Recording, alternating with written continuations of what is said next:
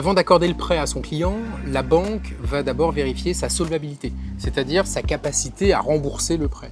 Pour ça, elle va étudier son patrimoine, les biens dont il est propriétaire, son endettement actuel, ses revenus également pour s'assurer qu'il pourra bien rembourser.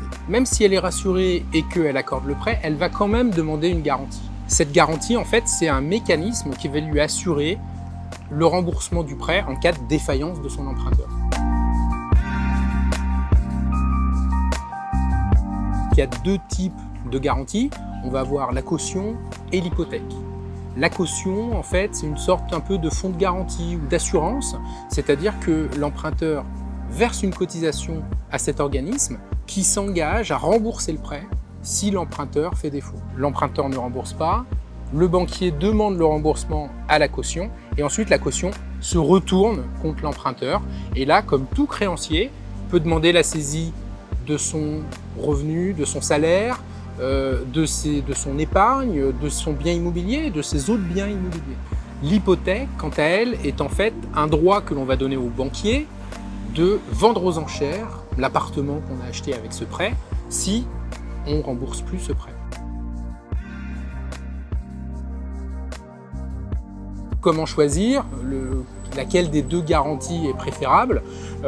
Il faut voir l'impact de la garantie sur son patrimoine, limité aux biens ou à tous les biens du patrimoine. Et puis ça va être le coût également. Alors la caution, son tarif dépend de la banque. Donc il faut interroger son banquier sur le coût de la caution. Et l'hypothèque, c'est des frais de notaire. Donc il faut demander à son notaire quel est le coût de la constitution d'une hypothèque.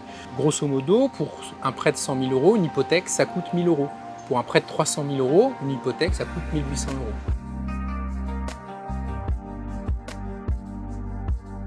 On peut comparer déjà à la souscription du prêt les deux coûts des deux garanties. Mais il y a également un comparatif à faire lors du remboursement du prêt. Parce que lorsqu'on rembourse le prêt, on va devoir, en ce qui concerne l'hypothèque, effacer l'hypothèque. Le nouvel acquéreur, il n'a pas envie d'avoir une hypothèque sur le bien qu'il vient d'acheter au nom de l'ancien propriétaire.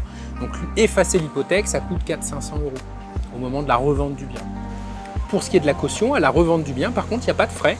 Et même au contraire, le fonds de garantie va rembourser une partie du coût de cette garantie lors de la revente.